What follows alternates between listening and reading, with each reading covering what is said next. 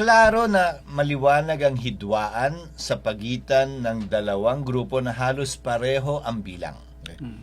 So, ang kailangan mo, 13 para manaig dun sa mananatiling numero na klarong mayoriya. Subalit, dahil kasalukuyang hindi matagpuan si Senator Bato, kasalukuyang nakapiit at pinaglalaban yung kanyang pagiging inosente si Senator Jinggoy. So 22 lamang ang senador ngayon. At kung titingnan mo, 11 yung isang panig nung una at 11 din yung kabila. Tie. So deadlock siya. Walang gumagalaw at ang resulta, walang mangyayari at gagalaw din sa Senado. Yun ang rason kung bakit panay lamang ang adjourn ng Senado. Ni hindi nag-open close, adjourn lamang ng adjourn na hindi maganda para sa institusyon. Ika ko nga sa unang bahagi ng aking pahayag kahapon, hindi na to sustainable at tenable at hindi maaari magpatuloy ng ganito ang Senado. Kung tanong mo naman, kaninong panig akong ngayon?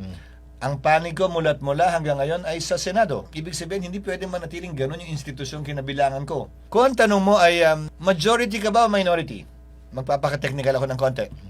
Ang definisyon ng majority sa Kamara man o sa Senado, bumoto ka sa nanalong Senate President. Ang definisyon ng minority, bumoto ka sa natalong Senate President. So kung maalala mo yung election ng Senate President Cayetano, bumoto ko para sa kanya, so majority ako. Yung iba bumoto para kay Senator Soto, kaya sila minority.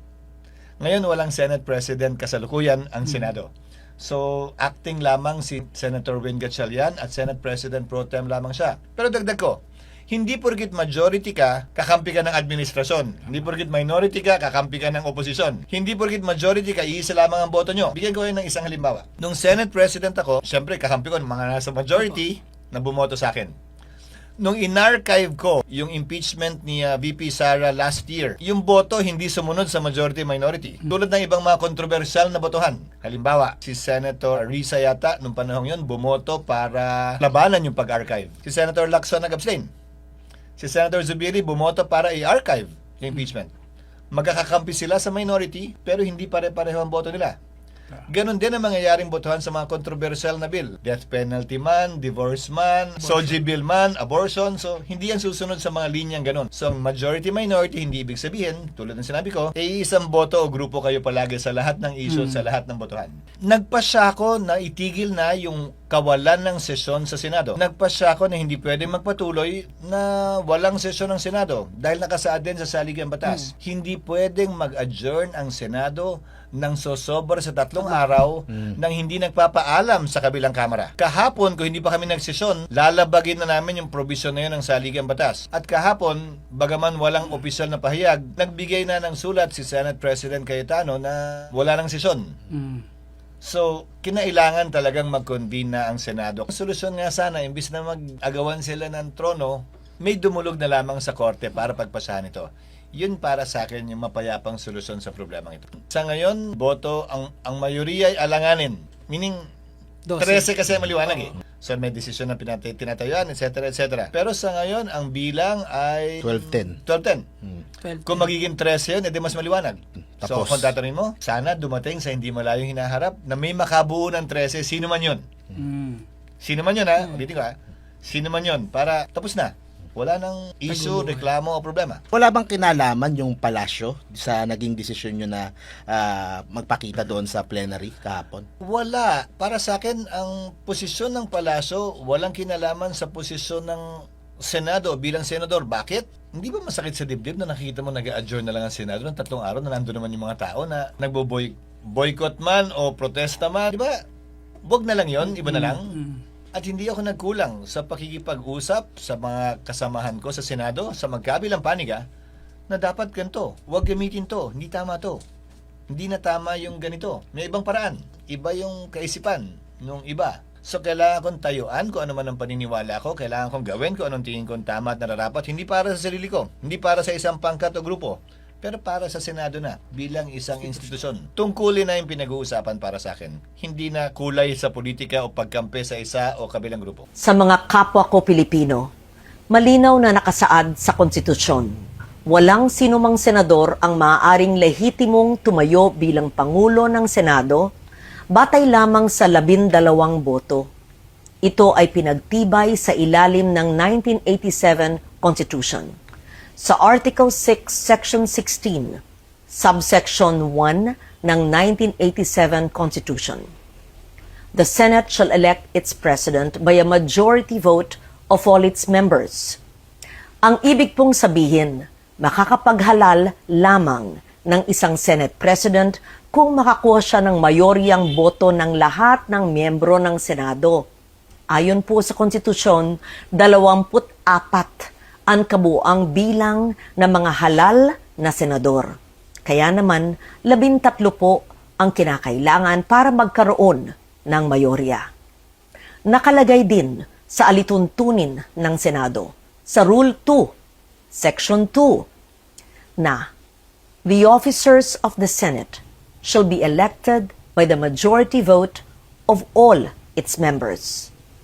Ang mga opisyal po ng Senado ay ang Senate President, Senate President pro tempore, Senate Secretary, at Sergeant at Arms. Hango at nakabase po sa ating konstitusyon ang mga alituntunin ng Senado, kung kaya't tulad sa Senate President, boto rin ng mayorya ng lahat ng miyembro ng Senado ang kinakailangan upang magtalaga ng Senate President pro tempore, Senate Secretary, at Sergeant at Arms. Malinaw, 13 boto ang kailangan. Sabi din po sa Rule 15, Section 44 ng alituntunin ng Senado na except during the election of officers, a majority of the senators shall constitute a quorum. Simple lang po ang kahulugan nito. Iba po ang bilang na kailangan para sa quorum. Iba rin po ang bilang na kailangan para po sa eleksyon. Kapag eleksyon po ng mga opisyal ng Senado, kailangan ang mayoryang boto ng lahat ng miyembro ng Senado upang sila'y mahalal.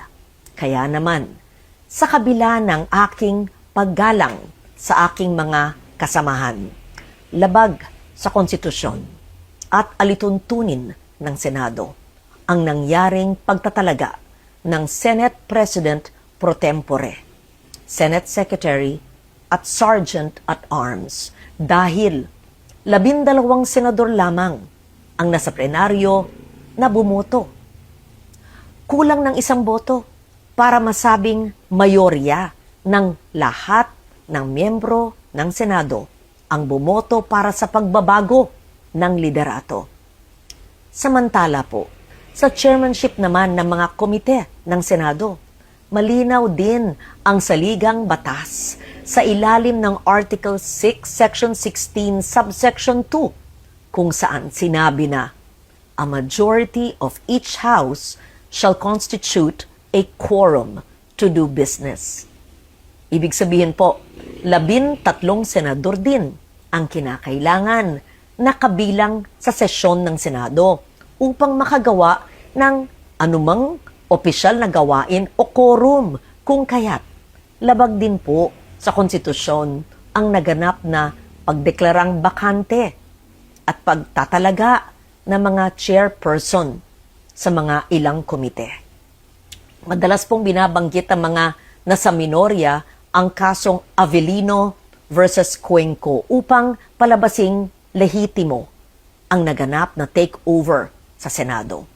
Pero hindi po maaring gawing shortcut ang Avellino upang pababain ang bilang ng mga senador na kailangan para sa quorum, sa eleksyon, at para magkaroon ng reorganization sa Senado. 1949 pa ang kasong ito at naganap sa ilalim ng 1935 Constitution. Nagbago na ang ating saligang batas. 1987 Constitution na ang sumasaklaw po sa atin. Dito, malinaw na 13 ang kinakailangang boto para maghalal ng Pangulo ng Senado at parehong bilang din ang kinakailangan para sa pagboto ng mga opisyal. Hindi rin bago ang patakarang ito noong pang 1973 Constitution.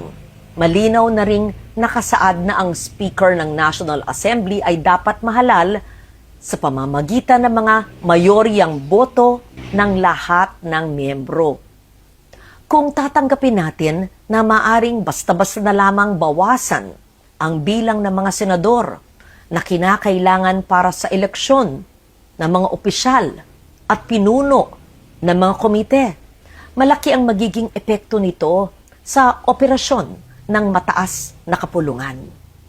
So tuwing may mga senador na nagkakasakit, nasa abroad, pansamantalang wala sa session, na aresto, na detina, at iba pang kadahilanan, maaring gamitin ang dahilan na ito para palaging mag-reorganize ng Senado. Pag nangyari po yun, hindi na representasyon ng taong bayan. Interes at issue ng panahon ang magtatakda kung sino ang nasa mayorya at mga opisyal ng Senado.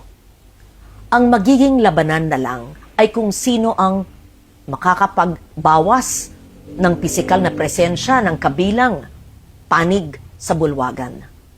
Dapat manatiling representasyon, interes ng nakararami, performance ng bawat isa, at issue ng panahon ang batayan kung sino ang magiging mayorya at pinuno ng Senado. Ang konstitusyon, ang gabay ng ating demokrasya. Ito ang dapat nating ipaglaban para sa Senado, para sa ating mga institusyon, at higit sa lahat, para sa bawat Pilipino. Si Loren Legarda po, ang inyong Senate President pro tempore. Maraming salamat.